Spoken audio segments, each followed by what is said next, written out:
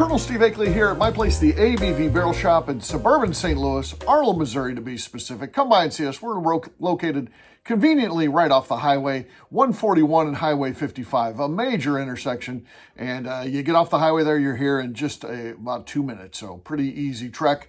And we would love for you to come by and see what we have going on here or participate in some of our classes. You can check out all that kind of stuff at abvbarrelshop.com.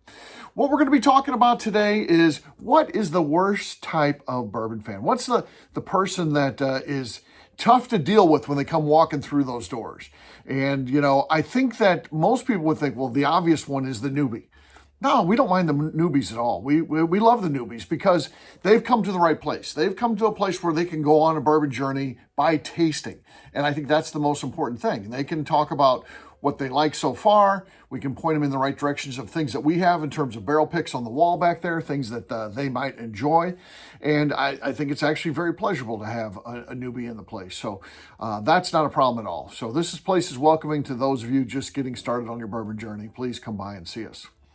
The opposite of that, the old salty dog, so the people that have been drinking bourbon forever, and probably the types that stick to Beam and Wild Turkey 101. They get their brand and then that's it. I don't necessarily know that we offer a whole lot for them at this store because we do focus on the barrel picks. We have a bottle and bond section, and sometimes we get those types of folks in here, and they're not a problem. I mean, they just like what they like.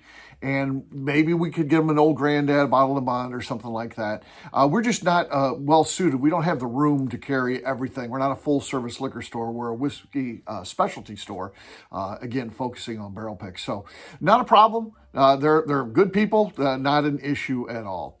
What about people that are, kind of on the journey?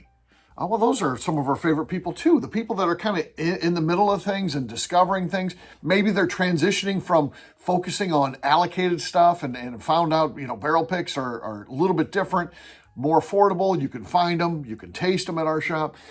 People that are on the journey like to talk whiskey. We like to talk whiskey. So no, that's actually a great fit for us. Fake interest. This is one. These are annoying. I will say that. There are people who come in, and I don't know why you come into a place like this, and maybe they're just awkward and they're just trying to figure out how to get out of here. So they ask you some questions, but in reality, they're not even listening to the answers. And it's all the same stuff, What's the difference between bourbon and whiskey? And you start to answer that, and they'll be like, What's the deal with Jim Beam? They don't even listen to the answer. So you can tell that they're not really interested in anything or effort that you try to put into that is tough. So that would be, I'd say that's the second worst type of customer. And sometimes, they will, go on the journey with you and try some things and that, and maybe they find something they like, but they fake interest in the overall thing that is just not sincere because just the way they ask the questions and their response to the answers. Like I said, sometimes they're queuing up their next question before they even allow you to answer the question properly. Or you can see that they ask something, their eyes glaze over. They really aren't interested in the things that they're asking about, barrel science or whatever it is. So yeah, you just help them. And really the best thing you can do is direct them towards trying things, and then they might find something that they like. So I would say bad, but there's a situation that you can overcome. What you cannot overcome, the worst type of customer to come walking in the door of our place or any distillery or anything like that is the self-proclaimed bourbon guy. I'm a bourbon guy. I'm a big bourbon guy. I'm a bourbon guy. It's never I'm a bourbon gal, by the way. So kudos to women who now make up almost as much as men in terms of the overall demographic of whiskey drinkers.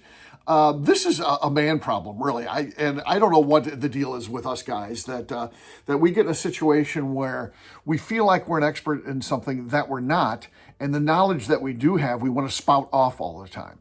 And, I think what the trap is, and I think what happens is, in their network, in their social network, they become the go-to bourbon person. they've gone to the Bourbon Trail one time. They went to Four Roses. Somebody who's not really a bourbon fan probably hasn't heard of Four Roses, and they'll talk about, my go-to is I like that Four Roses. So they become the person in the office, in their church group, in their network of friends, whatever, that becomes the bourbon person. When they go to a happy hour, if it's a person at the office and that group goes to the happy hour, everyone who's kind of curious about bourbon looks to that person. What did they order?